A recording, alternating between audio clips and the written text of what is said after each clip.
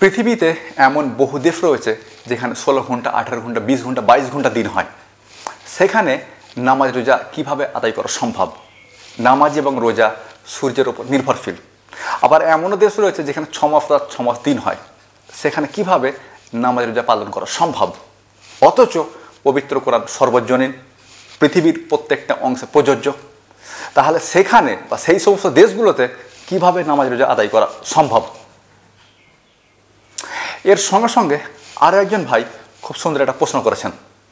ভাই বলেছেন যে পবিত্র কোরআনের 3 নম্বর সূরা আল ইমরানের 96 নম্বর আয়াতে বলা হয়েছে যে কাবা মানুষকে পথ দেখায় বা মক্কা মানুষকে পথ দেখায়। কোরআন মানুষকে পথ দেখায়, ব্যাপারটা মানলাম, কিন্তু কাবা বা মক্কা মানুষকে কীভাবে পথ দেখাবে? এই ব্যাপারটা কীভাবে ব্যাখ্যা করবেন?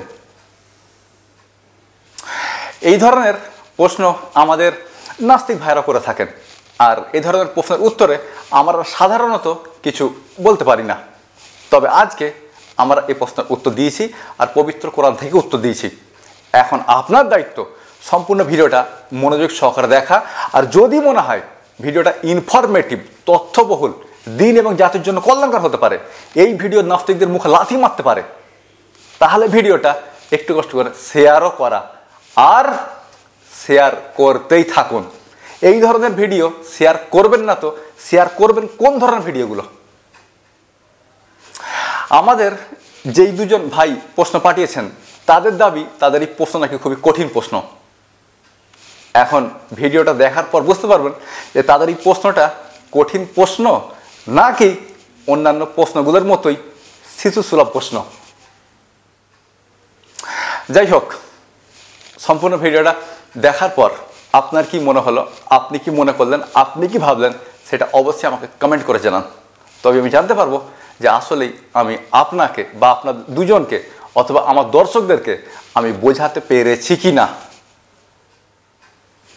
এর সঙ্গে সঙ্গে যদি আপনার বা আপনাদের কোনো প্রশ্ন থাকে, খুবই কঠিন প্রশ্ন, মারাত্মক কঠিন প্রশ্ন, প্রশ্নটা কাউকে করতেও পারছেন না, উত্তর নিজেও খুঁজে পাচ্ছেন না, এমন প্রশ্ন থাকলে ভিডিওর কমেন্ট করে ফেলুন। ইনশাআল্লাহ যদি আপনার প্রশ্নটা কঠিন হয় তাহলে আমি উত্তর দিতে বাধ্য। তবে দুটো ছোট ছোট শর্ত রয়েছে। শিশুসুলভ প্রশ্নগুলো করবেন না, যেমন আজকের এই দুটো প্রশ্ন শিশুসুলভ প্রশ্ন। প্রশ্ন করুন কঠিন কঠিন, মারাত্মক কঠিন, যেন উত্তর দেওয়ার জন্য আমাকে একটু ভাবতে হয়। আর একটা শর্ত রয়েছে, প্রশ্ন করে উত্তরের জন্য তাড়াহুড়ো করবেন না। যদি আপনার প্রশ্নটা কঠিন হয়ে থাকে, মারাত্মক কঠিন হয়ে থাকে, তাহলে আমি উত্তর দিতে বাধ্য। উত্তর দেবই, আজ নয়তো কাল উত্তর আমি দেবই। আসসালামু আলাইকুম। আমাদের দুজন ভাই দুটো খুব সুন্দর প্রশ্ন পাঠিয়েছেন এবং তাদের মতে এই প্রশ্নগুলো খুবই কঠিন প্রশ্ন। তো প্রশ্নগুলো কি? একজন ভাই বলেছেন যে আমরা জানি পবিত্র কোরআন সর্বজনীন, মানে পৃথিবীর প্রত্যেকটা অংশের জন্য প্রযোজ্য, কিন্তু আমরা এও জানি যে নামাজ মানে 5 ওয়াক্ত নামাজ এবং রোজা এগুলো সূর্যের ওপর নির্ভরশীল। যেমন রোজা সূর্য উদয়ের আগে থেকে সূর্য অস্ত পর্যন্ত, আবার নামাজও ঠিক তাই।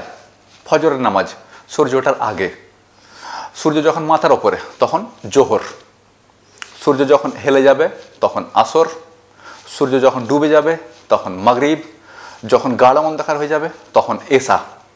মানে নামাজ এবং রোজা সূর্যের ওপর নির্ভরশীল। আমাদের জন্য তা ঠিকই রয়েছে, কিন্তু পৃথিবীর এমন অনেক অংশ রয়েছে যেখানে 22 ঘন্টা দিন হয়, আবার যেখানে 6 মাস দিন 6 মাস রাতও হয়। তো সেখানে তারা নামাজ পড়বে কিভাবে, নামাজ আদায় করবে কিভাবে? টাইমিংগুলো তো আমাদের মতো থাকছে না। আর রোজাই বা তারা কীভাবে আদায় করবে? 22 ঘন্টা রোজা রাখা কি সম্ভব? আর যেখানে 6 মাস দিন 6 মাস রাত থাকে, তারা কীভাবে রোজা রাখবে? খুবই দারুণ প্রশ্ন, খুব সুন্দর প্রশ্ন, কিন্তু অনেক সহজ প্রশ্ন। আমাকে এত সহজ সহজ প্রশ্নের উত্তর দিতে লজ্জা লাগে। প্রশ্ন হবে কঠিন, মারাত্মক কঠিন, যেসব উত্তর দেওয়ার জন্য আমাকে একটু ভাবতে হয়, এরকম প্রশ্নের উত্তর দিতে আমাকে মজা লাগে। যাই হোক, আমাদের আর এক ভাই খুব সুন্দর একটা প্রশ্ন পাঠিয়েছেন, যদিও প্রথম প্রশ্নের উত্তর হলো দ্বিতীয় প্রশ্নটা। তো ভাই বলেছেন যে আমি একটা কঠিন প্রশ্ন করছি আপনাকে। তো কঠিন প্রশ্নটা কি না, কোরআনে বলা হয়েছে যে কোরআন মুত্তাকিদের জন্য পথ নির্দেশ, অথবা কোরআন মুত্তাকিদেরকে পথ দেখায়। আবার কোরআনে এও বলা হয়েছে কোরআন মানব জাতিকে পথ দেখায়, 2 নম্বর সূরা বাকারার 185 নম্বর আয়াতে। কিন্তু পবিত্র কোরআনে এও বলা হয়েছে যে কাবাও নাকি মানুষকে পথ দেখায়, কাবা বা মক্কাও নাকি মানুষকে পথ দেখায়। কাবা কিভাবে পথ দেখাবে, মক্কা মানুষকে কিভাবে পথ দেখাবে? পবিত্র কোরআনের 3 নম্বর সূরা আল ইমরানের 96 নম্বর আয়াতে বলা হয়েছে যে কাবা মানুষকে পথ দেখায় বা মক্কা মানুষকে পথ দেখায়, অথবা মক্কা বিশ্বের মানুষকে পথ দেখাবে। এটা কিভাবে সম্ভব? কাবা বা মক্কা কিভাবে পথ দেখাতে পারে? কোরআন পথ দেখায়, ব্যাপারটা মেনে নেওয়া সম্ভব, কিন্তু কাবা বা মক্কা কিভাবে পথ দেখাতে পারে? এটাও দারুণ প্রশ্ন। তবে আবার বলে রাখি, প্রথম প্রশ্নের উত্তর হলো দ্বিতীয় প্রশ্নটা। আসলে ভাই আমি ব্যাপারটা জানি যে পৃথিবীর বহু অংশে নামাজ রোজার টাইমিংটা আমাদের মতো থাকে না, সেখানকার প্রাকৃতিক পরিবেশটা ভিন্ন। কখনো 22 ঘন্টা দিন হয়, কখনো 20 ঘন্টা দিন হয়, কখনো 18 ঘন্টা দিন হয়, আবার কখনো 6 দিন 6 রাত হয়। তো সেখানে নামাজটা কীভাবে আদায় করা সম্ভব? সম্ভব। পবিত্র কোরআনের 3 নম্বর সূরা আল ইমরানের 96 নম্বর আয়াতে আল্লাহ সুবহানাহু ওয়া তাআলা বলছেন যে ইন্না আউওয়ালা বাইতি ওয়াদিয়া লিন্নাস লাল্লাযী বিবাক্কাতা, মানুষের ইবাদতের জন্য প্রথমে একটা ঘর তৈরি করা হয়েছিল এবং সেটা বাক্কাতে। বাক্কা হচ্ছে মক্কার পূর্ব নাম। তো মানুষের ইবাদতের জন্য প্রথমে একটা ঘর তৈরি হয়েছিল এবং সেটা তৈরি হয়েছিল বাক্কাতে, মানে এখানে কাবার কথা বলা হচ্ছে। মুবারাকা ওয়া হুদাল্লিল আলামিন, যা খুবই কল্যাণকর, যা মানুষের জন্য খুবই কল্যাণকর এবং বিশ্ববাসীকে পথ দেখাবে। এখানে আলামিন মানে শুধুমাত্র পৃথিবীর কথা নয়, বরং যেখানে যেখানে মানুষ আছে পৃথিবী ছাড়াও, সেটা হতে পারে আমাদের মহাবিশ্ব অথবা অন্য কোনো মহাবিশ্বে, আমাদের গ্যালাক্সিতে বা অন্য কোনো গ্যালাক্সিতে। তো যেখানে যেখানে মানুষ আছে সেখানকার মানুষকে পথ দেখাবে এই কাবা বা মক্কা বা বাক্কা। এখন প্রশ্ন হচ্ছে মক্কা বা বক্কা কিভাবে পথ দেখাতে পারে? আসলে পৃথিবীর বহু অংশে টাইমিংগুলো, সেখানকার প্রাকৃতিক পরিবেশটা আমাদের মতো নয়, সেখানে নামাজ রোজার টাইমিংগুলো আমাদের মতো নয়। কখনো 16 ঘন্টা দিন হচ্ছে, 18 ঘন্টা দিন হচ্ছে, 20 ঘন্টা দিন হচ্ছে, 22 ঘন্টা দিন হচ্ছে, আবার কখনো 6 দিন 6 রাত হচ্ছে। সেখানে নামাজ এবং রোজা রাখা খুবই কষ্টকর ব্যাপার হয়ে দাঁড়ায় সেখানকার পরিবেশ অনুযায়ী। তাই আল্লাহ সুবহানাহু ওয়া তাআলা বলছেন যে পৃথিবীতে প্রথম ইবাদতের জন্য একটা ঘর তৈরি করা হয়েছিল, যেটা কাবা, যেটা রয়েছে বাক্কাতে, যা মানুষের জন্য খুবই কল্যাণকর, মানুষের জন্য খুবই কল্যাণকর, মানুষের জন্য খুবই কল্যাণকর, মানুষের জন্য খুবই কল্যাণকর এবং বিশ্ববাসীকে বা আলামিনকে পথ দেখাবে। তো কীভাবে পথ দেখাবে? আপনি যেখানেই প্রাকৃতিকভাবে নামাজ রোজার জন্য সমস্যায় পড়বেন, আপনি তখন ফলো করবেন মক্কার টাইমিংকে। আপনি তখন ফলো করবেন মক্কার টাইমিংকে। মক্কায় যেভাবে নামাজ রোজা হয় আপনি সেখানে সেভাবেই নামাজ রোজা আদায় করবেন। আজকে বিজ্ঞান উন্নত, আজকে রিয়েল টাইম জানা সম্ভব যে মক্কায় এই সময়ে ফজরের আজান হচ্ছে বা এই সময়ে ফজরের নামাজ হচ্ছে, আপনি সেই সময়ে ফজরের আজান দেবেন বা সেই সময় আপনি ফজরের নামাজ পড়ে দেবেন। এভাবে আপনি মক্কাকে ফলো করবেন বা কাবার টাইমিংকে ফলো করবেন। তো ভাই আমার মনে হয় উত্তরটা আপনি পেয়ে গেছেন। আর এটা শুধুমাত্র সেখানের জন্য প্রযোজ্য নয় যেখানে 16 ঘন্টা 18 ঘন্টা 20 ঘন্টা 22 ঘন্টা দিন অথবা 6 রাত 6 দিন, শুধু সেখানকার জন্য নয়।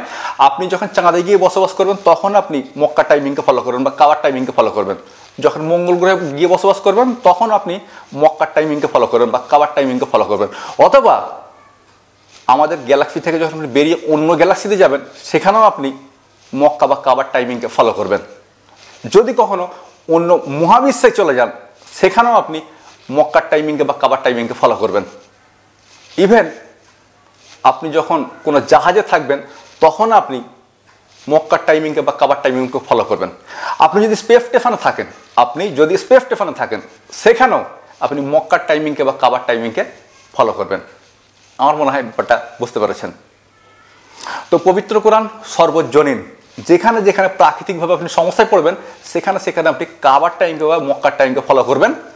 কারণ কাবা বা মক্কা মানুষকে পথ দেখাবে সময় নির্দেশনার ক্ষেত্রে, সময়ের নির্দেশনা দেওয়ার জন্য মানুষকে পথ দেখাবে। তা মানুষের জন্য কল্যাণকর। যেখানে সমস্যায় পড়বেন সেখানে আপনি কাবাকে ফলো করবেন, কাবার টাইমিংকে ফলো করবেন, মক্কার টাইমিংকে ফলো করবেন।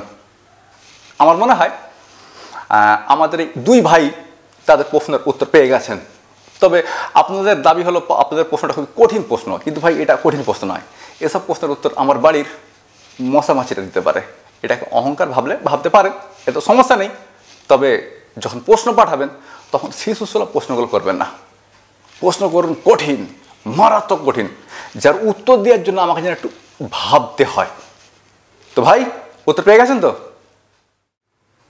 আমার মনে হয় এবার আপনি বুঝতে পেরেছেন যে কাবা বা মক্কা কীভাবে মানুষকে পথ দেখাতে পারে।